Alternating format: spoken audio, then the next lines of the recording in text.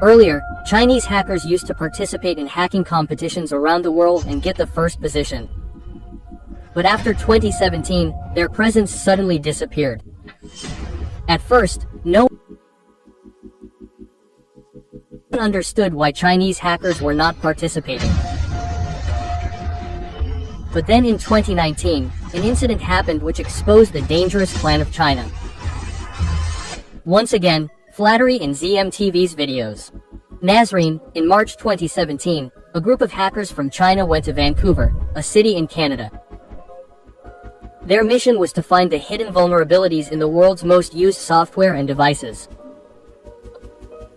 Their target was Google's Chrome browser, Microsoft Windows, and Apple's iPhone. But these people had not gone to do anything wrong. They had gone to participate in a legal hacking competition called Porn-to-On. This is the biggest hacking competition in the world in which hackers hack the software of companies and find security flaws or loopholes in it, and in return they get a cash prize. There are different prices in this competition, from $0.5 lakh to $1 million. The biggest prize is received for finding a vulnerability that no one has found before, and this is called zero-day vulnerability. When a hacker finds such a flaw, those details are given to the same company like Google, Microsoft, or Apple so that they can fix that problem or loophole immediately by releasing a new update, and hackers get a cash prize of millions of dollars. That is, this is an ethical hacking competition in which hacking does not harm anyone but rather improves security. For many years, Chinese hackers were at the forefront in such competitions. Be it Porn-to-On or any other hacking event, Chinese hackers always won. But everything changed suddenly after 2017. Chinese hackers who used to participate enthusiastically in hacking events around the world suddenly disappeared. Everyone noticed the lack of Chinese hackers in all the hacking events that took place after 2017. This silence was bothering everyone, especially America. And during this time, a random message from a big cybersecurity firm of China made everyone's ears perk up. Key 360 is a top cybersecurity firm of China. A statement of its CEO Zhou Heng'ai came to the public in which he was seen criticizing these Chinese hackers a lot. He said that why do they go and show their hacking skills to foreign countries? He gave this statement to China's news agency Sina, in which Zhou said that performing well in such events is just an imaginary victory. That is, just a show-off. His stance was that the vulnerabilities you people look for are not worth a few lakh dollars but billions of dollars. Shortly after this statement by Key 360 CEO, Chinese hackers stopped participating in international hacking competitions. But it turned out that Chinese hackers did not do this voluntarily, but the Chinese government stopped them. If anyone took the statement of Key 360 CEO seriously, it was the Chinese government. Shortly after, the Chinese government officially banned cybersecurity researchers and hackers from participating in overseas competitions. Immediately after this ban, a new hacking competition was launched within China, named Tianfu Cup. This competition became an alternative to the international contest, and the prize money in it was kept more than $1 million. The news of the launch of Tianfu Cup alerted many countries because it was an indication that China is now preparing itself for cyber warfare by using hacking.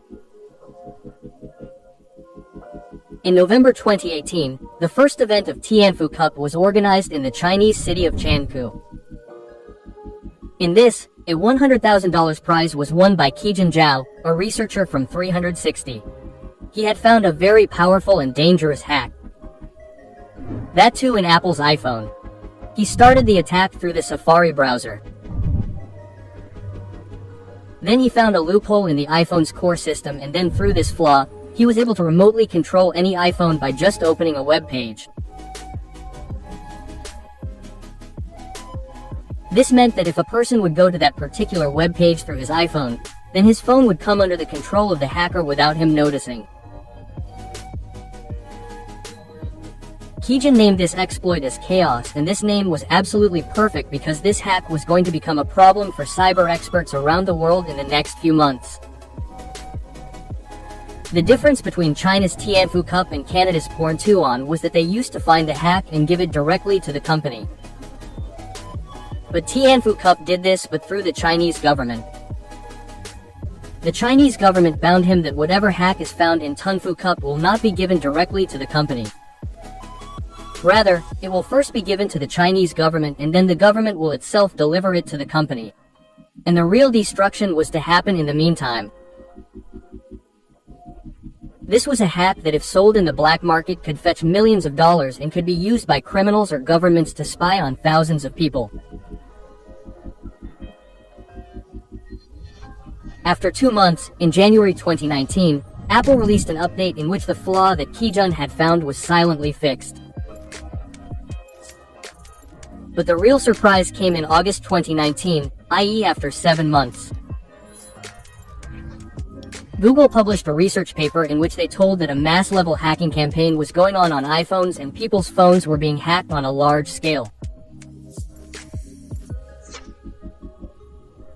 This research by Google identified 5 different exploits, and one of those 5 was the same exploit that Keijin had shown in the Tianfu Cup.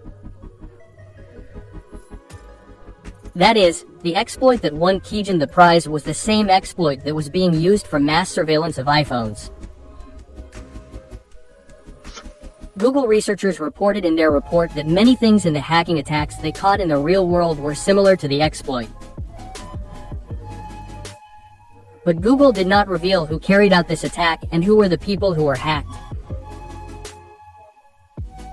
But later it was found out that the victims were Uyghur Muslims and the attacker was none other than China's own government. Since 2014, China has committed very serious human rights violations against Uyghur Muslims and other minorities. All this is happening in China's northwestern province Xizang. Here China had imprisoned lots of people in camps without any crime. The women there were sterilized to reduce their population. Cases of torture and sexual abuse were also reported inside the camps. Every phone there was monitored to see if anyone had any religious content. If anyone was found to have anything, he was given the harshest punishment. Chinese officials say that we are doing all this to avoid extremism. But America and many other countries have declared it genocide. This hacking campaign of China was not limited to only Uyghur Muslims, but journalists, activists, and those who questioned the policies of the Chinese government were also targeted. When Google researchers published a report about iPhone hacking, after a few days the media connected all the dots. Then later Apple also told in a post that this hack actually continued for 2 months, and this was the time when Keijin won the Tianfu Cup. One thing was now clear to the American experts, that China has followed the strategy given by the CEO of Key 360. That is, prevent Chinese hackers from going abroad and utilize their skills in China itself, and then use that hack to keep surveillance on people. To prove this, US surveillance agencies did a full technical breakdown of the Co's exploit, and it exactly matched the Tianfu Cup hack. Later, Google's deep investigation also confirmed that both Co's and real-world attack were similar in structure. But the matter did not stop here. In February 2024, some data was leaked on the code-sharing website GitHub.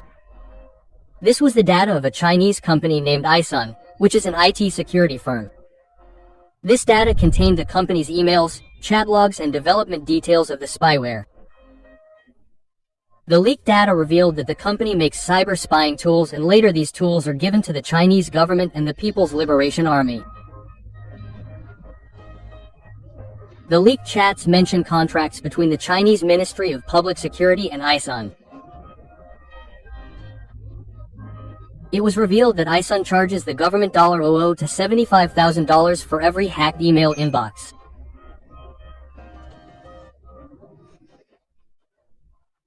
Today, the Tunfu Cup has entered its 8th year and is being sponsored by China's biggest tech giants like TopSec, Alibaba Pay and Chew360. But now American officials are very concerned because the people and companies involved in this competition are seen to have links with the Chinese military. TopSec is a Beijing-based company that organizes the Tunfu Cup. According to US officials, this company is actually recruiting Chinese nationalist hackers through the Tunfu Cup. All these things indicate that China is preparing its cyber weapons under the guise of Tunfu Cup. And when national powers support hackers, it is not to win awards, but their motive is something else. In 2024, the data of the US Treasury Department was hacked. According to the US, Chinese state-sponsored hackers hacked the computers of the US Treasury Department and stole sensitive documents. In 2024 itself, Chinese hackers hacked the networks of at least 9 US telecom companies, including ATAD versus Risen and T-Mobile. In 2002, Typhoon, a Chinese hacking group, targeted the energy and water filtration systems of the US.